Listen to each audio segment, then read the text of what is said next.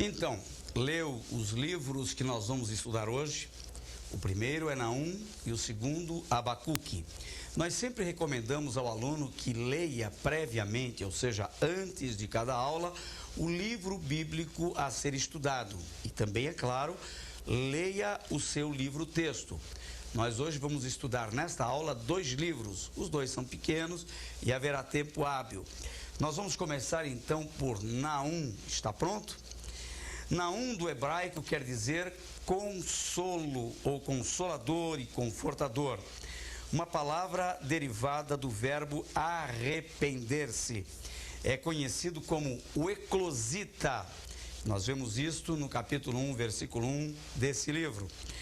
Isso porque ele teria nascido na vila de Alcós, um vilarejo que ficava provavelmente na região de Judá, ou seja, ao sul do país. Assim como Jonas, Naum profetiza para os ninivitas. Lembram que quando Jonas, o profeta Jonas, esteve pregando a sua mensagem, ela foi dirigida especialmente para o povo de Nínive? Agora, há uma diferença entre Jonas e Naum, embora os 2 profetizem para o mesmo povo. É que Jonas, contra a vontade, é claro, foi parar até no fundo do mar, no ventre de um peixe, ele acabou indo pessoalmente a Nínive e pregou lá para os ninivitas, enquanto que Naum mandou o seu recado, mandou a sua mensagem à distância, ele não foi a Nínive pregar a sua mensagem. O que nós sabemos sobre o autor Naum? Não há problemas com respeito à autoria, à alta crítica teológica, que normalmente gosta de achar pelo em ovo, sempre encontra alguma dificuldade nesse ou naquele livro para dizer, olha, o autor não foi esse, que todo mundo atribui ter sido autor desse livro ou daquele. Já não é o caso de Naum. Naum não é um profeta discutido, talvez eles nem quisessem gastar muito tempo com Naum, por ser um livro pequeno, mas também se encontrasse alguma coisa, com certeza esse pessoal da alta crítica teológica iria criar caso, mas não há nada com respeito a isso. O que nós sabemos pelo estilo literário de Naum é que ele é mais um poeta historiador do que um profeta propriamente dito. Nada se sabe sobre esse profeta, além do que está referido no seu livro, que o apresenta como um eclosita. Alguns estudiosos chegam a pensar que o nome dele seja um pseudônimo. O que é um pseudônimo? Um nome falso. Que ele então teria adotado este nome de Naum por tomar como base o relacionamento da sua mensagem então com este nome, apenas uma associação, uma mensagem de consolação. Então ele escreve um livro de consolação para o povo de Deus, mas ele não deixa de ser um profeta exortativo. Então ele tanto apresenta uma mensagem de consolo quanto uma mensagem também de juízo, e juízo pesado. A linguagem dele algumas vezes é muito forte quando ele descreve a maneira de Deus ver as coisas. Vamos falar da data. O livro de Naum foi escrito provavelmente no ano 710 a.C., na época em que Ezequias era o rei. Rei da onde? Do Reino do Sul, de Judá. E sugerem também alguns que o livro teria sido escrito em 650, ou seja, uma data mais recente, 650 antes de Cristo, então na época de Manassés. Mas isso é uma hipótese e ela é muito pouco provável. O que prevalece mesmo é a opinião de que o livro teria sido escrito em 710 no tempo de Ezequias, que também culminou muito com o auge do ministério do profeta Isaías.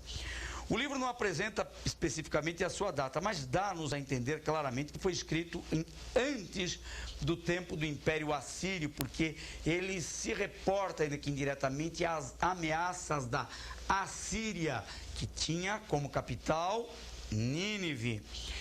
E essas ameaças vieram, evidentemente, ao Reino do Sul, porque a Assíria já tinha invadido o Reino do Norte, principalmente Samaria.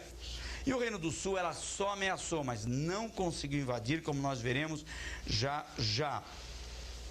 Ele fala, por exemplo, de um conselheiro de Belial, no capítulo 1, versículo 11. Vamos ler aqui o conselheiro de Belial. De ti saiu um que pensa mal contra o Senhor, um conselheiro de Belial. É bem provável que ele esteja se referindo a Rabzadque. Quem é Rabzadque? Você vai encontrar este nome em 2 Reis, capítulo 18, versículos 19 a 35. Rabzadque era aquele homem perverso, debochado, que foi enviado da Assíria para provocar o rei Ezequias, no Reino do Sul. Esse homem estava cercando a cidade de Jerusalém e induzindo os moradores a se insurgirem contra o rei Ezequias. Falava mal do rei, falava mal das crenças dos judeus. Esse homem era perverso e ele estava amedrontando o rei. Era o enviado de Senaqueribe, lá na terra de Judá. Então ele é provavelmente este homem citado aqui no capítulo 1, versículo 11, por Naum, como o conselheiro de Belial. E isto teria acontecido por volta do ano 701 a.C. Como a mensagem do livro é de consolação, a data mais provável, então, fica taxada em 710 e não 650, pois, na segunda hipótese, a nação não estaria precisando tanto desta consolação quanto na primeira, pelo fato de o poder assírio ainda estar em alta. 650, o poder assírio já não estava em alta, a nação já estava aí sucumbindo, se enfraquecendo, para então perder totalmente a sua força anos mais tarde com o domínio do Império Babilônico que veio logo depois dele, né? Quanto ao conteúdo de Naum, o que nós temos a falar sobre isso? Embora o livro tenha sido escrito em forma de poema, ele merece acatamento, ou seja, aceitação profética. No capítulo 1, por exemplo, Naum põe em relevo a justiça de Deus. Embora sendo tardio em irar-se, está implícita na mesma ideia do versículo que nós vamos ler, que é o versículo 9 do capítulo 1, está implícita a mesma ideia de que Deus não deixa de castigar. Então, ele é tardio em irar-se, mas nem por isso, porque ele seja tardio, que ele deixa de castigar. O autor indaga dos inimigos sobre o que pensam de Deus e profetiza a derrota Vamos ver o capítulo 1, versículo 9. Que pensais vós contra o Senhor? Ele mesmo vos consumirá de todo. Não se levantará por duas vezes a angústia. Que versículo tremendo para aqueles que zombam de Deus. Uma boa pergunta a se fazer para os inimigos de Deus. O que é que vocês pensam de Deus? Para uns Deus não existe, Deus não é nada, Deus é o pensamento do homem, Deus é... Quantas ideias erradas e absurdas os homens postulam acerca de Deus. Nessas manifestações todas, evidentemente, eles estão declarando, estão expondo o que realmente pensam acerca de Deus. E aqui o profeta faz a pergunta: o que é que vocês pensam de Deus? Vocês estão equivocados, está subentendida essa ideia no versículo a respeito de Deus. Vocês estão equivocados porque Ele mesmo vos consumirá. Ele pode ser tardio em irar-se, mas Ele nem deixa de irar-se, Ele se ira. No segundo capítulo, aqui Naum descreve o julgamento de Nínive. A cidade poderosa seria sucumbida, seria cercada, invadida e saqueada. Naum encerra então seu livro em regozijo pela derrota final dos invasores assírios. Como é que eles foram vencidos? Como é que eles sumiram da história? Quando um outro império se levantou e acabou com eles. Foi então o Império Babilônico, não é isso? Qual o propósito do livro de Naum? O propósito de Naum é consolar o povo de Judá concernente ao seu inimigo maior, que são os assírios, que impiedosamente devastam todos os povos que encontram pela frente. Eles eram terríveis. O profeta descreve, para a alegria dos habitantes de Judá, que Nínive a capital da Síria será completamente destruída, porque Deus não tolera por muito tempo aqueles que governam com violência. Vamos ler o capítulo 3, versículos 1 a 7 de Naum. Ai da cidade ensanguentada, ela está toda cheia de mentiras e de rapina, não se aparta dela o roubo. Estrépito de açoite há, e o estrondo do ruído das rodas, e os cavalos atropelam os carros, vão saltando. O cavaleiro levanta a espada flamejante e a lança relampejeante, e haverá uma multidão de mortos e abundância de cadáveres, e não terão fim os defuntos, tropeçarão nos seus corpos, por causa da multidão dos pecados, da muito graciosa meretriz, da mestra das feitiçarias, que vendeu os povos com os seus deleites e as gerações com as suas feitiçarias.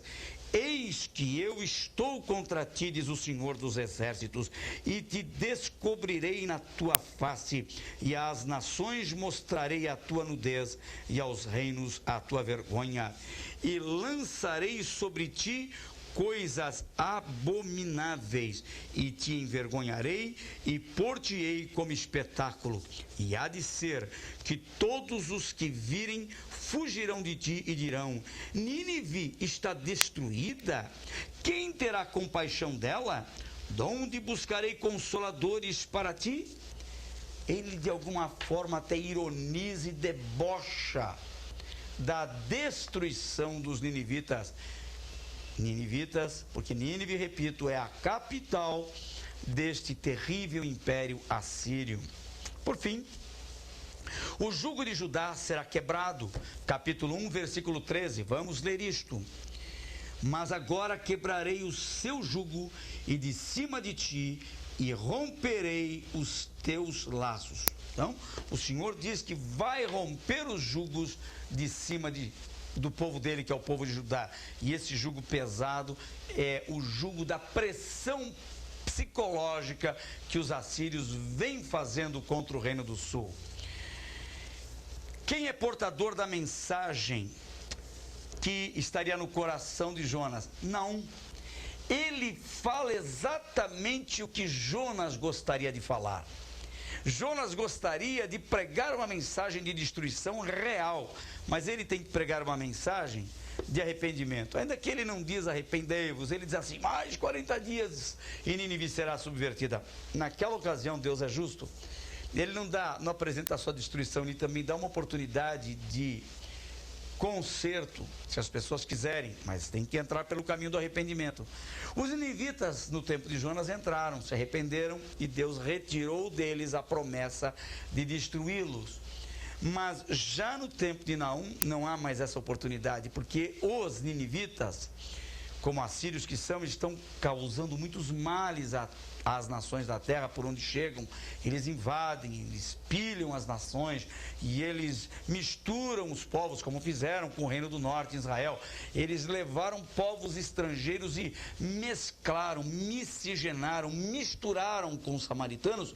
Por essa razão, os judeus passaram a rejeitar os samaritanos. Nós já vimos isso em aulas passadas. Por causa desta mistura, os assírios sujaram o sangue nativo dos judeus com essa mistura étnica por casamentos com povos estrangeiros.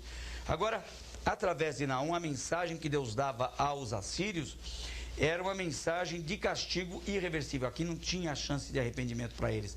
Aqui era castigo mesmo. Por isso que eu digo que Naum tinha a mensagem que Jonas gostaria de pregar. Jonas se aborreceu porque Deus não acabou com os ninivitas. Quanto ao ambiente político, ao falar em ambiente político, estamos pensando, evidentemente, nos destinatários que são os moradores do Reino do Sul, são os de Judá, porque a mensagem de consolação é para eles. Esse povo teve uma sorte melhor do que a sorte do Reino do Norte. No Reino do Norte, em 722 a.C., houve a invasão da Assíria. Tigleat-Pileser invadiu a Assíria. O Reino do Sul não foi tocado nessa ocasião, mas agora já em 710, na época de Naum, esse povo estava sendo ameaçado pelo enviado de Senaqueribe, que era então Rabzadque, no tempo em que Ezequias era o rei e o outro profeta era Isaías. Ezequias rebelou-se contra a Assíria. Você pode ler isso em 2 Reis, capítulo 18, versículo 7. Vamos lá, 2 Reis, capítulo 18, versículo 7. Diz assim: assim foi o Senhor com ele, para onde quer que saía, se conduzia com prudência, e se voltou contra o rei da Síria e não o serviu. Esse versículo faz referência ao rei Ezequias, porque ele então se rebela contra o rei da Assíria e agora começa a sofrer as ameaças por meio de Rabzadque. Rabzadque, chefe de um comando militar do rei Senaqueribe, veio com fortes provocações contra o rei Ezequias, tentando inclusive jogar o povo de Judá contra o rei. Essa leitura é extensa e nós não vamos fazer, mas você tem aqui a citação de 2 Reis, capítulo 18. Essa história está toda fundamentada aí, 2 Reis 18, de 28 a 63. É um texto longo, mas muito interessante, vale a pena pregar nele. Completamente arrasado, então, o rei envia emissários ao profeta Isaías e esse tem uma mensagem de volta para consolar o coração do rei Ezequias. Enquanto a comitiva foi em busca do profeta, o rei Ezequias orou pela situação. E esta oração você tem lá em 2 Reis, capítulo 18, tudo está em 18 de 2 Reis. Aquele trecho que vai do versículo 15 ao versículo 19. A resposta do profeta trouxe conforto ao coração de Ezequias, como você pode ler no mesmo texto base, que é 2 Reis 18, sempre 2 Reis 18, versículos 20 a 34. Agora, melhor do que a palavra de conforto que o rei Ezequias recebeu do profeta Isaías, foi o seu cumprimento. E isto é bonito. Eu gostaria de ler aqui, isso vale a pena ser lido. Vamos a 2 Reis, capítulo 18, 19 agora, capítulo 19, versículos 35 a 37. Sucedeu, pois, que naquela mesma noite saiu o anjo do Senhor e feriu no arraial dos assírios a 185.000 deles. E levantando-se pela manhã cedo, eis que todos eram corpos mortos. Então Senaqueribe, rei da Assíria, partiu e foi e voltou e ficou em Nínive. E sucedeu que, estando ele prostrado na casa de Nisroque, seu Deus, Adrameleque e Sarezer, seus filhos, o feriram à espada. Porém, eles escaparam para a terra de Arará, e Esar-Hadom, seu filho, reinou em seu lugar. O rei Senaqueribe sai desmoralizado. Imaginem, um exército de 185.000 homens. Eram muito mais do que suficientes para arrasar uma cidade tão pequena como Jerusalém. Mas, tanto o rei Ezequias quanto o profeta Isaías haviam buscado a Deus, e o Senhor mandou apenas um anjo, e no caso, o anjo do Senhor. Nós sabemos, pela teologia sistemática, identificar este anjo. É o próprio Senhor Jesus que atuava no passado. Ele sozinho deu conta de 185.000 homens armados. Será que Jesus, sozinho, ainda hoje, não é capaz de dar jeito naqueles que lutam contra a sua vida? Confia nele, lançando sobre ele toda a vossa ansiedade, diz o texto sagrado, porque ele tem cuidado de vós. E eu creio que nenhum de nós teria tantos inimigos juntos assim, né? Mais um pouquinho. Vendo os seus soldados mortos pela manhã, Senaqueribe, rei da Síria, volta, e certo dia, porque aqui o texto dá a impressão que foi logo no dia seguinte ou no mesmo dia, não. A mudança do versículo 36 para o 37 tem uma distância de tempo grande. Os filhos do rei Senaqueribe, Adrameleque e Cerezer, matam o pai. E não são eles. O outro filho, Esar-Hadon, reina em seu lugar. Além de ter sido desmoralizado, 185 mil homens do seu exército mortos, agora ele próprio é morto por 2 de seus filhos. Essa tentativa de invasão da Síria contra Judá então se deu em 710.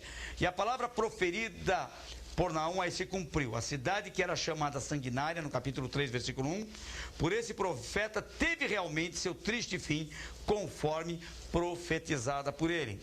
Assurbanipal, que era o imperador assírio, era um homem perverso. Assim que vencia uma guerra, cortava as orelhas, os dedos da mão, os narizes e arrancava os olhos dos seus cativos e ainda fazia pirâmides com as cabeças humanas. Em 625, nós agora estamos em outra época, na época de Assurbanipal. Estamos já mais para frente, quer dizer, estamos aí há quase a 90, 85 anos para frente desse episódio narrado anteriormente na época de Senaqueribe. Agora é a profecia se cumprindo. Então a profecia de Naum se cumpre na época de Assurbanipal. Em 625 a.C. começou a declinar o Império Assírio à medida que os babilônios cresciam em poder. E em 606 a.C., um povo feroz conhecido como Manda, essa palavra não é comum, mas você tem itálica aí no seu livro, tomaram Nínive e destruíram a cidade. Então a profecia de Naum acaba se cumprindo integralmente aí. Os 3 segredos da ação de Deus são apresentados aqui em Naum. Naum fala de 3 qualidades de Deus que entram em ação contra aqueles que praticam a injustiça, lá no capítulo 1, versículo 3. Primeiro, Deus é longânimo, o Senhor é tardio em irar-se, diz o texto. Deus é grande em força, está lá. Ao culpado não tem por inocente. Ele estabelece então a dicotomia entre a bondade e a maldade de uma forma interessante nos versículos 7 e 8 para nós encerrarmos esta aula. O Senhor é bom, você vê aí, uma fortaleza no dia da angústia. Ele conhece os que nele confiam, mas como uma inundação transbordante, acabará de uma vez com o lugar de Nínive. Para dentro das trevas perseguirá os seus inimigos. Vamos encerrando por aqui, Naum, e com esse breve intervalo estaremos voltando com o estudo no livro de Abacuque. Até já. Novo Milênio, Final dos Tempos, é uma obra do pastor João de Souza e responde às mais intrigantes perguntas sobre o fim do mundo. Esta é uma obra indispensável para todo aquele que deseja conhecer de perto os acontecimentos proféticos. Adquira este livro na Livraria Evangélica ou pelo telefone 0800 17 20 85.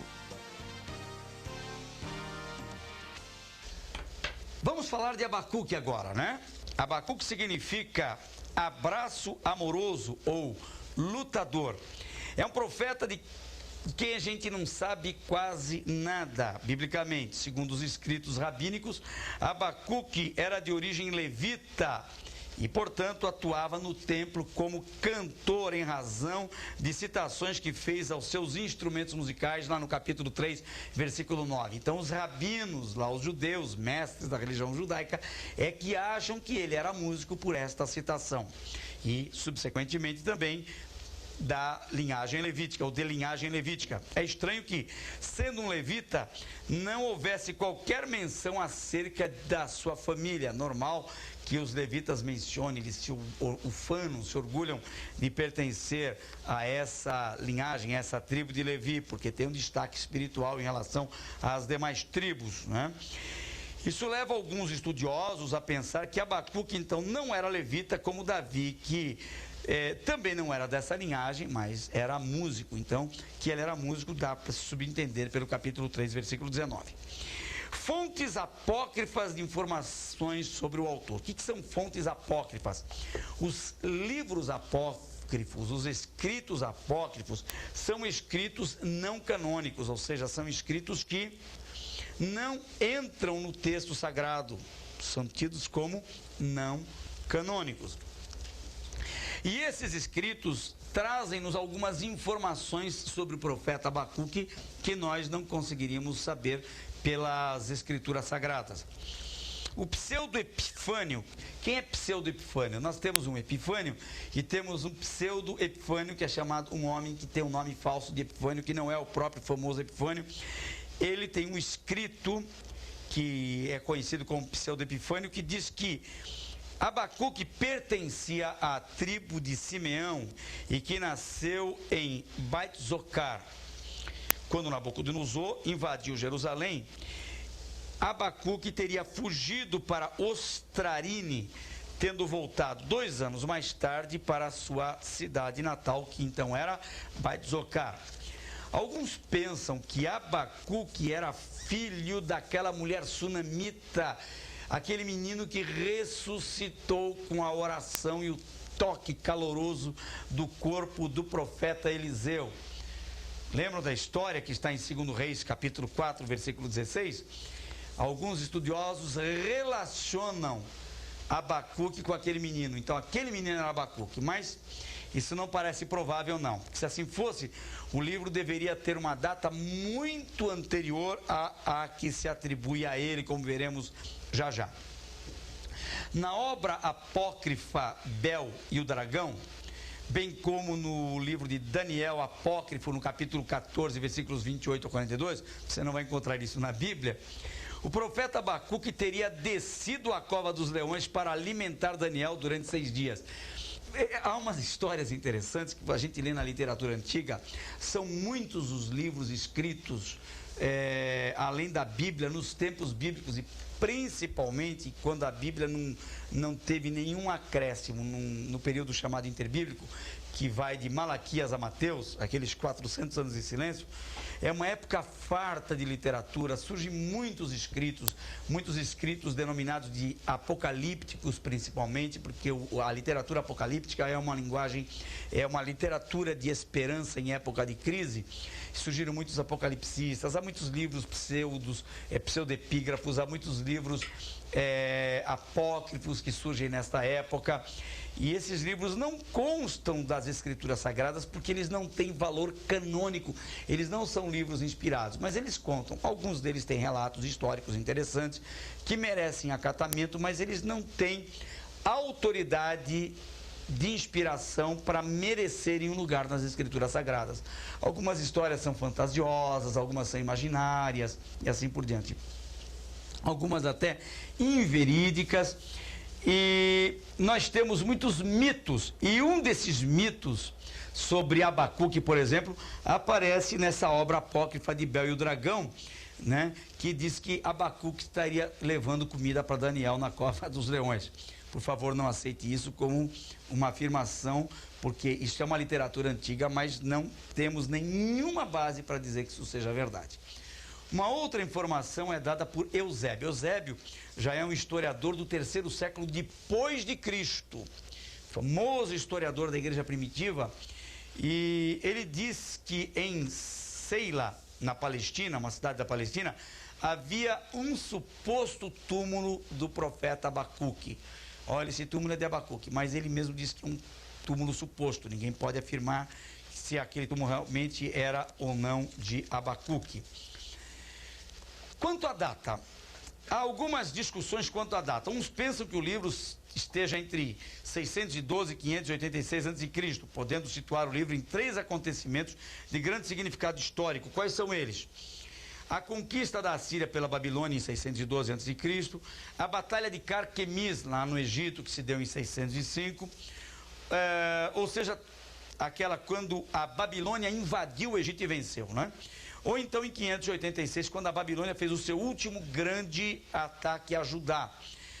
Há os que sugerem uma data mais recente, entre 455 e 445 a.C., durante o tempo do Império Persa. Muitos atribuem essa data para o livro de Abacuque. Essa data, porém, parece pouco fundamentada, sendo estabelecida como data de consenso o ano 607 a.C. Então, qual é a melhor data para Abacuque, segundo o consenso geral? 607 a.C. Pode ficar com essa, nós recomendamos que seja essa data acreditada como a data real para esse livro. Quanto ao ambiente político, considerando que o livro foi escrito pouco antes do cativeiro babilônico, não podemos afirmar que o autor esteja fazendo menção desses fatos presenciados por ele na terrível pilhagem, ou seja, invasão que Judá sofreu no tempo dos babilônios. Mas, sem dúvida, vinha acompanhando os acontecimentos políticos que se desenrolaram desde a tomada de Nínive em 612, conforme profetizada por Naum. Depois, a tomada do Egito pelos seus inimigos poderosos, a Babilônia, em 605. Abacuque, que também foi contemporâneo de Jeremias, sabia do que sucederia ao reino de Judá, mas ao contrário de Jeremias, que profetizava... Jeremias profetizava a invasão à Síria e também babilônica, né? Jeremias instruía o povo a se entregar nas mãos dos babilônios. Abacuque é tomado de um sentimento de inconformismo e questionamentos. Qual a diferença? Jeremias dizia, olha, os invasores da Babilônia vêm aí, não tem mais jeito, nós agora vamos sofrer o castigo mesmo, o certo é a gente se render. Por isso, Jeremias foi tido como profeta traidor. Abacuque dizia diferente, Abacuque ficava inconformado. Meu Deus, não é possível, eu não estou entendendo porque essa invasão vem aí. Eu estou vendo, já estamos sofrendo apertos, pressões dos invasores. E ele começa a indagar, porque Deus permite que o ímpio ataque o justo e Deus não faça nada. Nós já vamos ver um pouco dessas indagações de Abacuque. Vamos ver ainda o ambiente religioso no qual Abacuque escreve o seu livro. Deus havia dado grandes chances ao seu povo. Os profetas nesse período foram vários e todos alertavam o povo contra as distrações e atos de inadimplência com os mandamentos de Deus. O que é inadimplência? Deixar de fazer, deixar de cumprir com a sua obrigação. O povo andava em total desobediência e nem mesmo o castigo de Nínive, conhecido profeticamente pelo povo de Judá e cumprido em 605, o despertava para o arrependimento. Vamos parar um pouquinho aqui. O profeta Naum já havia profetizado contra os ninivitas, eles tinham essa profecia nas mãos e tinham agora presenciado o cumprimento dessa profecia. Mas havia outras profecias a respeito do cativeiro seguinte, que era o babilônico, e ao mesmo tempo que havia a profecia do castigo dos inimigos, havia a profecia de exortação para o povo que estava em desobediência. Mas não adiantava o povo ver a profecia de Abacuque aqui, a história se cumprindo aqui, eles presenciando isso, nem assim se despertavam. A Bíblia se cumpre hoje, de muitas maneiras, e muita gente não presta atenção. Como alguém pode ser tão desligado e não prestar atenção a esse quadro escatológico, quadro apocalíptico que se monta diante de nós? Jesus está vindo aí e muita gente até dentro da igreja está distraído, não está percebendo. Os profetas estão avisando, alguns pregadores estão sendo perceptíveis à mensagem da Bíblia e nessa sua percepção aguçada estão pregando, e muita gente acomodada e nem aí com a última hora da igreja, não fazendo nada e nem mesmo cuidando da sua própria vida espiritual. É terrível isto. Agora vejam, vamos seguir aqui. Estava chegando a vez do Reino do Sul sofrer o seu longo castigo de 70 anos nas mãos do temível Nabucodonosor. Assim como os demais profetas que se insurgiram contra o pecado do seu povo, Abacuque protesta contra a apostasia. Você pode ler aí no seu texto, no livro está, a pergunta do profeta é assim: até quando, Senhor, clamarei e tu não me escutarás? Gritarei violência e não salvarás? Por que razão me fazes ver a iniquidade e ver a vexação? Por que a destruição e a violência estão diante de mim? Há também quem suscite a contenda e o litígio. Por esta causa, a lei se afrouxa e a sentença nunca sai, porque o ímpio cerca o justo e sai o juízo pervertido. Nós lemos aqui a porção do capítulo 1, versículos 2 a 4. E ele faz pergunta. Agora, o que aborrecia o profeta Abacuque é o seguinte: ora, Tudo bem que nós venhamos a sofrer um castigo, mas logo nas mãos de quem? Da Babilônia. A Babilônia é uma nação injusta, eles não eram nada melhores do que os moradores de Judá. E como Deus usaria um povo desse para nos castigar? Né? Eles eram um povo forte, poderoso, arrogante, traiçoeiro, mas mesmo assim era esse povo que Deus usaria para punir o seu povo. Ora, se fosse um povo bonzinho, jamais se levantaria contra o povo de Deus. Tinha que ser gente má mesmo, e tinha que ser gente de índole distorcida, má caráter, deformado, para poder justificar uma invasão contra o povo de Deus.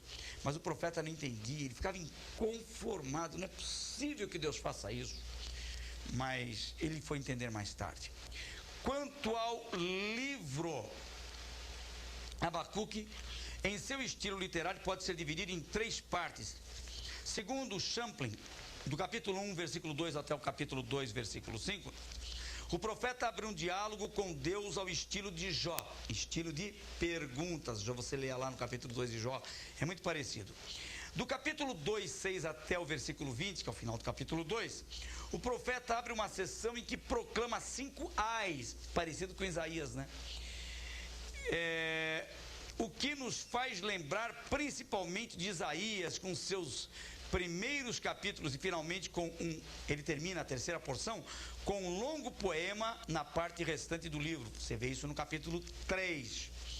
Alguns eruditos sugerem que o terceiro capítulo não faça parte do texto original, que teria sido um acréscimo, mas essa opinião não merece respeito, acatamento, aceitação pelos estudiosos, principalmente pelos conceituados rabinos.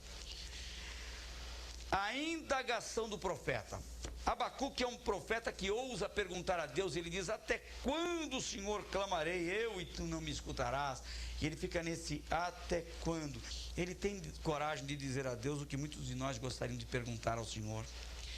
Às vezes no sofrimento a gente fica pensando: esse sofrimento não passa, essa luta está demorando, ou prova demorada, o que está vendo. Até quando, Senhor?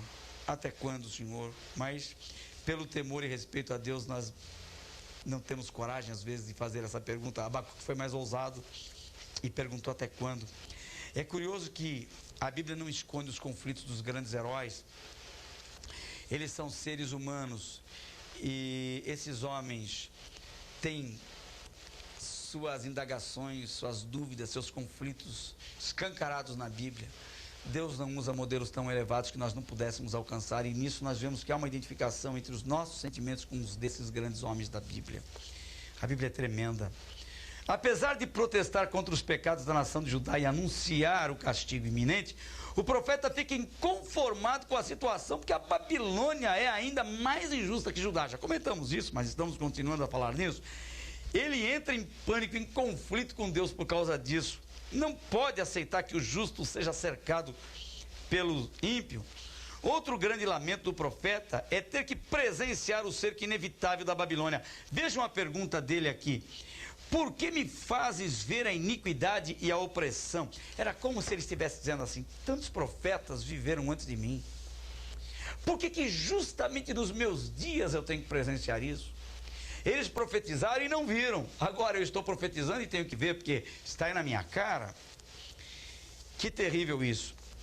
Profeta da torre de vigia, como se lê no capítulo 2. Primeiro ele questiona, depois ele compara a força do exército invasor com a força do seu povo. Em terceiro, reconhece e exalta a grandeza de Deus. Mas você vai ver as indagações muito no capítulo 1, versículos 12 a 13. E a partir daí ele volta a perguntar a Deus por que é que ele não faz nada quando uma nação mais injusta se levanta. Deus, não é possível que seja assim. Ele fica em conflito diante do quadro e sem ter o que responder para o povo, ele decide subir numa fortaleza que ele mesmo chama de sua torre de vigia, e ali permanece até que do alto lhe venha a resposta. Alguns acham que isso é figura de retórica, que ele não subiu a um lugar alto, é apenas a maneira dele dizer que foi a um lugar alto, uma forma de expressão, que ele se elevou na presença de Deus.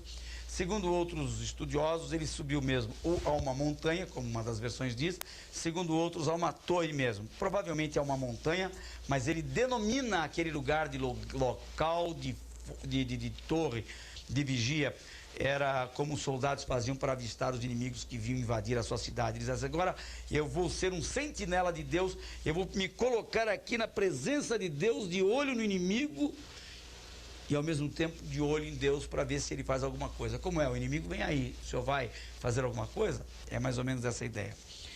E ele se propõe a orar e não sair de lá até que Deus lhe dê a resposta que busca. Ele fica inconformado. Enquanto o homem vê o mal se levantando diante de si, de modo aterrador, as dúvidas e os questionamentos realmente surgem até para abalar a fé. Mas quando se coloca diante de Deus em oração para obter resposta, então se satisfaz, como aconteceu com Abacuque. Na hora da luta, meu irmão, o melhor caminho não é murmurar. Abacuque estava entrando em conflito com Deus, porque ele perguntava: e aí, Deus, não vai fazer nada, o senhor não liga para mim? Esse é um caminho. Começa perguntando, depois termina blasfemando. E é o que muita gente faz. Eu não entendo porque Deus não age, porque meus inimigos prosperam. Quantas dúvidas surgem na mente na hora do conflito, de dificuldade. Da pergunta para a murmuração e para a blasfêmia, pode não haver muita distância, não. Abacuque diz: eu vou parar de perguntar e eu vou entrar na presença de Deus e vou clamar: Deus, o inimigo está vindo aí. Eu não vou falar isso para o povo, eu vou falar contigo mesmo, eu vou entrar em oração. Mas tem uma coisa, eu espero pela tua resposta, porque a pior coisa do mundo é um profeta não ter o que dizer. Profeta, o que é que está vendo, profeta Abacuque? Ele queria dizer, mas ele mesmo não sabia, não estava entendendo nada. Aliás, quem veio entender essa questão da invasão da Babilônia foi Daniel. E no final do cativeiro, 70 anos depois, lendo a profecia de Jeremias. Ora, mas por que eles não leram a profecia de Isaías ou de Jeremias? E todos teriam entendido. Deus não deu essa luz. Interessante que não basta ser um bom exegeta, um bom hermeneuta, saber interpretar bem as escrituras para pegar o que Deus quer comunicar. Às vezes, Deus não quer comunicar uma coisa, a pessoa lê e não entende aquilo.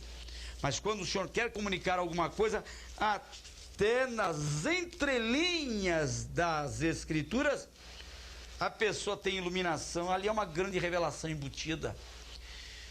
Jeremias já havia escrito, todos leram, ninguém entendeu. Uma coisa tão clara. Daniel foi entender no final do cativeiro babilônico o que Abacuque poderia ter entendido nos seus dias, mas não era hora de ninguém entender mesmo. Então Deus não permitiu que, mesmo lendo, não percebessem aquilo. Bem, agora ele entra na presença de Deus e diz: olha, Deus, eu preciso dar uma resposta para o povo, eu não sei mais o que dizer, eu estou com a cara daquelas, porque o povo me pergunta, eu sou profeta e não tenho uma resposta para o povo. Eu não vou sair da tua presença enquanto tu não me responderes. Vamos ver aqui Abacuque capítulo 2, né? Abacuque capítulo 2. Sobre a minha guarda estarei, e sobre a fortaleza me apresentarei, e vigiarei para ver o que fala comigo e o que eu responderei quando eu for arguido. Vamos parar no versículo 1 um pouquinho. Eu não tenho resposta, vou entrar na presença de Deus. Quando o Senhor me responder, então quando alguém me perguntar alguma coisa, eu vou ter o que responder, porque até agora eu não tenho. Vamos ler o versículo 2 do capítulo 2. Então o Senhor me respondeu e disse: escreve a visão e torna-a bem legível sobre tábuas, para que a possa ler o que correndo passa. Veja no seu livro, Abacuque, o pai do outdoor. O que é outdoor? Outdoor é uma expressão da língua inglesa, mas aqui no Brasil a gente sempre sabe um pouquinho de inglês, né? Sempre tem alguma coisa que a gente chama pelo nome inglês e não pelo nome português. Sabe aqueles cartazes grandes que tem atrás dos muros, nos terrenos baldios? Qual é a cidade que não tem um cartaz ou muitos cartazes desses? Com propaganda comercial, em época de eleição, os políticos estampam ali a sua cara, aquele sorrisão, né, de quem quer ser eleito. Esses cartazes são chamados outdoor. Deus inventou o outdoor. O primeiro outdoor da história foi esse. O Senhor disse: olha, escreva em letras bem grandes nas estradas a mensagem. Agora você vai ter a resposta. Quando alguém perguntar: Abacuque, o que é que está vendo? Ele vai ler lá. Está escrito. Qual era a mensagem? Veja aqui, a mensagem está no livro, capítulo 2, versículos 3 e 4.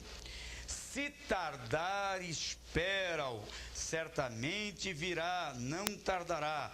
Eis que a sua alma se incha, não é reta nele, mas o justo pela sua fé viverá. Profeta, o que se passa? Olha lá a mensagem, era isso aqui. O justo viverá da fé. Então, em suma, é o seguinte: se tardar, espera. Tardar o quê? Tardar a explicação. E tardou. Veio a invasão da Babilônia. Depois de 70 anos é que o povo veio entender pela leitura e explicação de Daniel. Daniel leu Jeremias e entendeu. Gente, está aqui o negócio e nós não entendemos. Mas Deus não queria que eles entendessem. Então Deus está dizendo: diga para o povo que não é hora de entender, tem que manter-se firme na fé. Na hora da luta não adianta querer entender. Por que será que eu estou passando por isso? Meu Deus, o que está vendo? Pode ser que Deus te fale, pode ser que Deus te faça entender, mas via de regra, viu? Na hora da luta é quando você menos entende as coisas. Você não entende o que está se passando. Então não pergunte a Deus e mantenha-se firme na fé. Se a explicação demorar, eu vou esperar. Se a solução demorar, eu vou ter que esperar do mesmo jeito. O que eu não vou é perder a fé.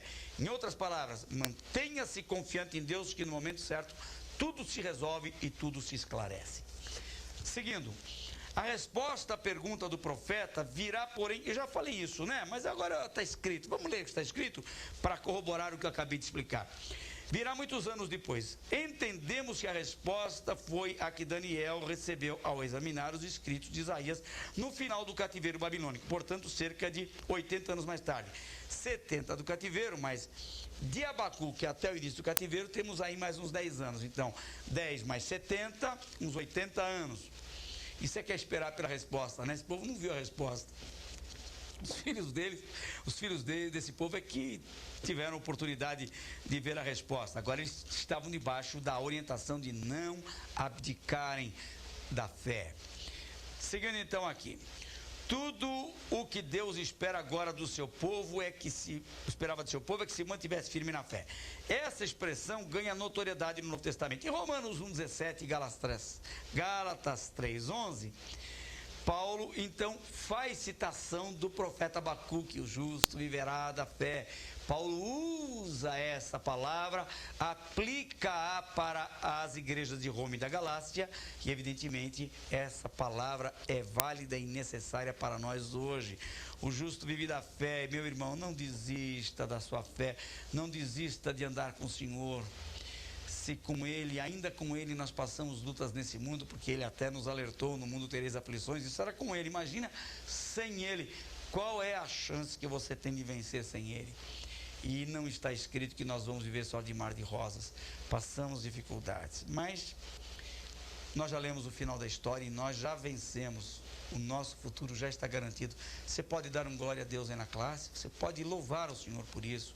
Essa palavra não é só histórica, não é só conhecimento literário da literatura aqui do texto profético de Abacuque, é uma palavra de Deus para o seu coração nesta hora, meu irmão, minha irmã em Cristo. Bendito seja o Senhor por isso.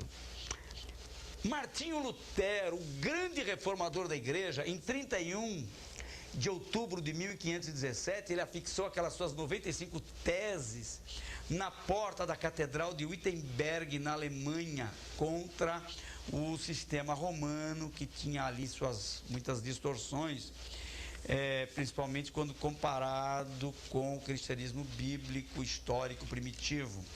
Martinho Lutero usa este texto de Abacuque, capítulo 2, versículo 4, principalmente, o justo viverá da fé, como a divisa, esse texto foi o carro-chefe da reforma protestante.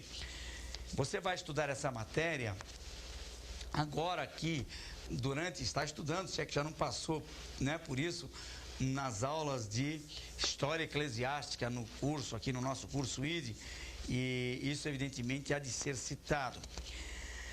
Abacuque, um profeta satisfeito. Primeiro ele lamenta, primeiro ele quer saber, depois ele entra na presença de Deus em oração, o Senhor dá a resposta e diz: agora escreva a resposta em outdoor. O povo vai ficar sabendo, você não vai precisar ficar rouco de tanto ter que repetir a mensagem para todo mundo que lhe perguntar. Então, faça outdoor. Depois disso, ele fica tão tranquilo, apesar de ver o saque do ímpio contra o justo, né, de ver o que está vendo aí, essa invasão da Babilônia que está cheirando por aí, que logo vai acontecer mesmo. Apesar de tudo, ele já se dá por satisfeito, porque ele é consolado com a mensagem de esperança, sossego e fé. Espere, fique sossegado, no momento certo vem a resposta, mas mantenha-se firme na fé. Então, depois disso tudo, Abacuque entende que não devia continuar questionando a Deus acerca dos acontecimentos políticos e nem mesmo fazer comparação entre Judá e a Babilônia, como ele fazia antes. Estava satisfeito. Nem sempre Deus responderá aos nossos pedidos como nós desejamos, mas mesmo assim, Ele tratará com o nosso coração para que aceitemos o que não pode ser mudado. Há coisas que não podem ser mudadas. Quando nós não podemos mudar uma situação, nós temos que aprender a conviver com ela.